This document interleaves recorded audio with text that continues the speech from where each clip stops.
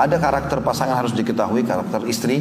Istri itu dominan dalam dirinya itu perasaan. Jadi kalau misalnya antum janjian sama istri, mau keluar ke satu tempat, kemudian antum telat.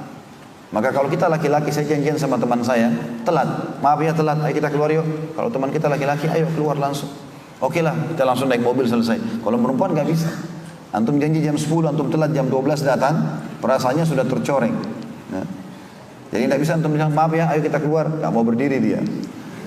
Duduk-duduk di sebelahnya, maafin saya ya, tadi saya telat begini, saya tidak akan ulangi kok. Nah, baru setelah perasaannya terobati, baru antum ajak dia keluar. Ya. Kemudian ada juga tanda kutip sifat pendendamnya perempuan. Walaupun ini nanti harusnya ada penjelasan khusus ya, tentang masalah perempuan tidak boleh menjadikan ini sebagai pegangannya, tapi ada sifatnya. Contoh misalnya, perempuan suka mengenang sesuatu yang buruk yang pernah terjadi. Ini tidak boleh dalam syariat sebenarnya, tapi ada itu potensi dalam diri mereka. Contoh misalnya kalau terjadi pertengkaran antara suami istri, WA-WAan, ini begini, ini ribut nih. Ya, antum laki-laki kira-kira, kalau sudah antum baca, apa yang antum lakukan? Disimpan atau dihapus? Hah? Laki-laki di sini? Hapus. Ya, benar nggak? Atau saya sendirian yang paham begini? Kita kadang-kadang kalau lihat, ya sudahlah, nggak usah ditanggapin, hapus. Karena kadang-kadang dia nulis dengan perasaannya. Begini, begitu. Antum juga jangan pakai perasaan. Akhirnya dia nangis sana, kita juga nangis di sini. Nggak cocok lah. Antum baca, oh ya, sudah hapus saja.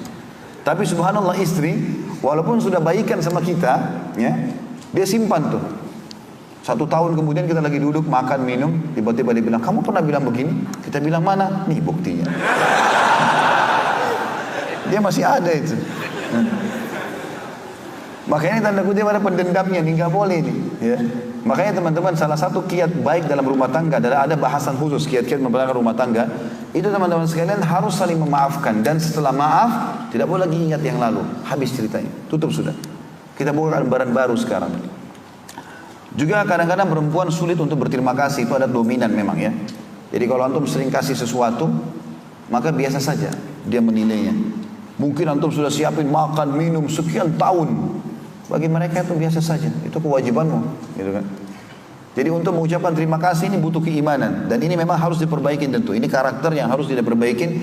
Sebaliknya nanti kalau laki-laki itu suka, ibu-ibu harus paham, kalau dikasih apapun sama suami biar sederhana. Walaupun kita tidak suka, kalau kita katakan terima kasih ya kepada suami, maka suami akan berpikir, apalagi yang saya harus berikan yang lebih baik nih. Karena ucapan terima kasih itu. Tapi kalau ibu dikasih nggak pernah bilang terima kasih, maka suaminya nanti malas untuk berikan apa-apa. Itu karakter juga. Kemudian egois dalam haknya. Perempuan suka egois. Yang penting punya dia harus dia dapatkan. Masalah suaminya nggak dapat itu biasa. Dan ini juga harus diobatin tentunya. Ini ada karakter-karakter yang harus kita kenal. Kemudian perempuan juga ada punya sifat positif seperti mudah memaafkan kalau ini. Kalau misal teman-teman, naudzubillah, ada seorang laki-laki istrinya selingkuh.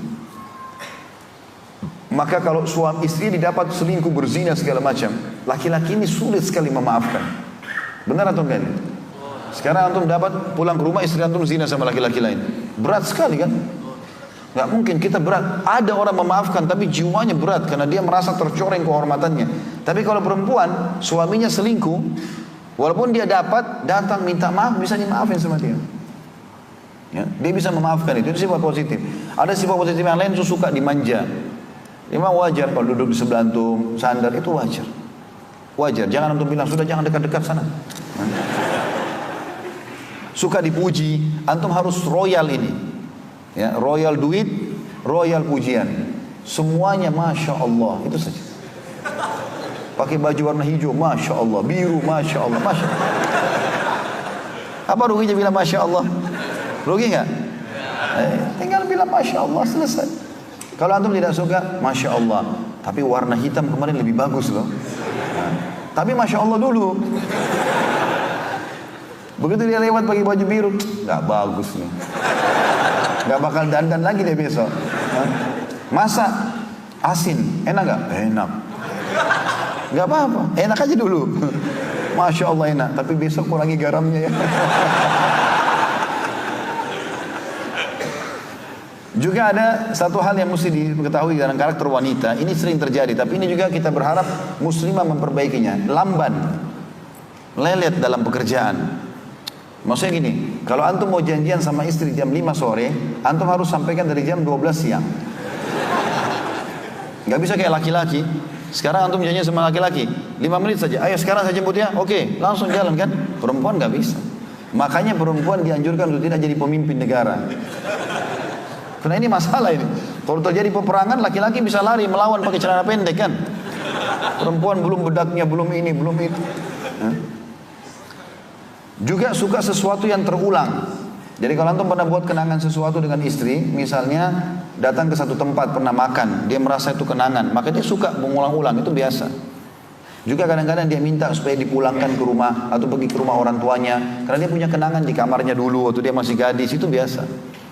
Ya, itu biasa, karena itu ada perasaan suka terulang. Kalau antum biasa pindah kota misalnya, untuk pindah kota teman-teman, pindah pekerjaan, antum mau ajak istri itu berat bagi dia, karena ada perasaan. Kalau laki-laki kan kita pindah kerja sana, oke lah pindah kerja sini, kita pindah, mudah adaptasi. Perempuan tidak, itu ada karakter. Maka ini juga harus kita mengenal karakter-karakter ini, ya, dan kita bisa memperbaiki keadaan dengan cara mengenal karakter-karakter ini. Kita pindah sekarang teman-teman kepada kewajiban istri yang merupakan hak kita sebagai suami. Yang pertama, ketaatan dan mencari ridho suaminya. Ini saya akan ringkaskan dengan hadis-hadis penting saja, karena banyak sekali dalilnya. Jadi ibu-ibu harus tahu mencari ridho suami. Ridho itu artinya sesuatu yang membuat dia sangat puas. Itu perintah agama. Jadi kalau ada orang miskin minta bantuan, misalnya dia minta 1 juta, lalu kita kasih 1 juta, kita belum buat dia ridho. Kalau mau buat dia ridho, kita tanya, bapak ini tinggal di mana? Ya. Terus kita tahu ternyata anaknya ada 3, belum sekolah, kita sekolahin. Rumahnya rusak, kita perbaikin. Kebutuhan tiap bulan beras kita penuhin. Maka kita buat dia ridho, karena dia terpenuhi semuanya. Makanya Nabi SAW mengatakan ridho Allah, Allah akan kasih maksimal rezekinya di ridho kedua orang tua. Buat orang tua kita puas, yang tidak ada lagi celah untuk mengatakan kurang. Ya. Maka istri disuruh cari ridho suaminya. Ibu-ibu hati-hati, saya ingatkan, jangan kalau ibu meninggal suaminya bilang alhamdulillah dia meninggal, karena selama hidup buat masalah terus. Ya. Tapi kalau meninggal suaminya merasa sedih, kehilangan, karena khidmah, pelayanan baik. Itu yang penting. Apa kata Nabi SAW dalam hadis sahih riwayat Muslim? Bila seorang wanita menjaga 5 waktu sholatnya, nggak disebutkan sholat sunnah di sini. Puasa Ramadan, mentaati suami dan melayani dengan baik. Pada saat dia meninggal, dia akan pilih, bisa masuk dari 8 pintu surga. Dia bisa pilih yang mana dia mau. Ya. Ini teman-teman, untuk masuk dari 8 pintu surga, untuk masuk pintu ke-8 tingkat ke-100 surga Firdaus, itu ada nabi-nabi. Ya, penghuninya para nabi-nabi. Ya. Saya sama antum sini sudah tertutup ini. Nggak ada lagi kesempatan jadi nabi tentunya. Ya. Kemudian yang kedua, Siddiq. Orang yang jujur, tidak pernah dusta seumur hidup ini. Sahabat semuanya yang dapat julukan Siddiq Abu Bakar. Nggak semuanya juga ada Siddiq, walaupun mereka jujur. Kemudian syuhada, orang harus keluar medan perang, mati, tertusuk, tawan musuh segala macam. Yang terakhir masih ada kesempatan kita ini. Sholihin, modalnya air mata, nangis, sholat. Ya. Tapi perempuan subhanallah sholat 5 waktu, gak ada sholat sunnah. Puasa Ramadan, gak disebutkan puasa sunnah. Layani suaminya dengan baik, kalau mati boleh pilih dari 8 pintu yang mana dia mau masuk. Makanya syaitan sering menggoda supaya tidak taat dengan suami. Membangkang, kasar, ini bahaya. Kata Nabi SAW, semua istri yang taat sama suaminya, maka seluruh burung-burung yang berterbangan di udara, dan seluruh makhluk di air, bahkan para malaikat di langit juga matahari dan bulan memohon ampun untuknya, selama ia dalam keridhaan suaminya. Dan tidak ada seorang istri pun yang durhaka pada suaminya, maka ia akan dilaknat oleh para malaikat. Dan seluruh manusia dilaknat, artinya diangkat berkah hidupnya oleh Allah. Makan tidak cukup, segala macam tidak cukup. Tidak ada seorang istri pun yang memalingkan wajahnya dari suaminya, kecuali ia dapat murka dari Allah, sampai yang membuat suaminya tersenyum dan membuatnya ridho. Jadi buang muka, ngambek, marah. Ya. Ini tentu kecuali ada masalah besar, suaminya buat maksiat. Ya, istri boleh marah padahal suaminya buat maksiat, diingatkan. Berzina kah, mencuri kah, nggak boleh. Tapi selain kalau masalah teknis lapangan, maka itu tidak boleh.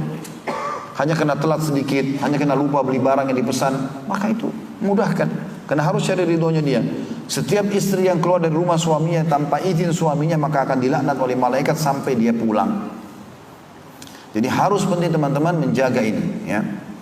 Dan ibu-ibu harus paham, yang pertama suami, ya, karakternya, saya ringkaskan, akal pikiran dominan. Akal itu begini, teman-teman. Saya sama laki-laki di sini. Kalau istri kita telepon, saya ada begini. Akal kita langsung berpikir solusinya apa. Ini rumah AC di rumah mati nih, air keran begini dan begitu. Otak kita langsung jalan tuh. Oh, telepon siapa, hubungi siapa sebenarnya. Makanya laki-laki, ibu-ibu harus paham, baiklah sudah kalau gitu assalamualaikum dimatikan sama dia. Itu bukan berarti tidak perhatian. Karena banyak perempuan tersinggung tuh, ngomongnya buru-buru. Padahal memang AC di rumah lagi mati. Mau dicariin tukang AC cepat, ya. Jadi akal itu dominan, maksudnya masalah apa solusi, masalah apa solusi. Memang begitu laki-laki. Ibu harus kenal karakter laki-laki. Kalau telepon minta sesuatu dia akan pikir jalan keluar. Yang kedua harus ibu hormati pimpinannya, kasih kedudukan. Sudah saya jelaskan tadi. Laki-laki tidak suka dihardik, ya, dan digurui. Kalau ibu mau nasihatin, karena sifat defense-nya, karena laki-laki ditaruh di luar rumah, Allah SWT tugaskan di luar rumah, maka sifat pertahanannya kuat sekali laki-laki itu. Kalau kita serang, ibu serang, yang terjadi adalah dia mempertahankan diri. Walaupun dia salah, dia bohong misalnya. Tapi kalau ibu rangkul dengan lemah lembut, maka dia akan terbuka. Itu karakter. Kemudian suka diterima kasih. Tadi saya bilang itu, ya. Kalau lagi perempuan tidak suka berterima kasih, ibu harus perbaikin sekarang. Suami akan senang kalau dikatakan terima kasih ya gitu. Suka dihormati keputusannya, ya. Itu semua adalah bagian dari laki-laki. Baik. Nabi SAW mengatakan Allah tidak akan melihat seorang istri yang tidak berterima kasih pada suaminya padahal ia butuh pada suaminya. Juga dalam hadis yang lain kata Nabi SAW 3 golongan yang tidak akan diterima sholat darinya. Juga amal-amalan atau amal-amal yang lain wajib atau sunnah tidak akan diangkat ke langit. Ibu biar sholat khusyuk, biar baca Quran, biar puasa, gak diangkat ke langit. Ada 3 golongan tidak diangkat amalnya di langit. Yang pertama seorang budak yang lari dari tuannya sampai ia kembali. Yang kedua istri yang suaminya marah padanya sampai suaminya ridho. Dan yang ketiga adalah orang mabuk sampai ia sadar.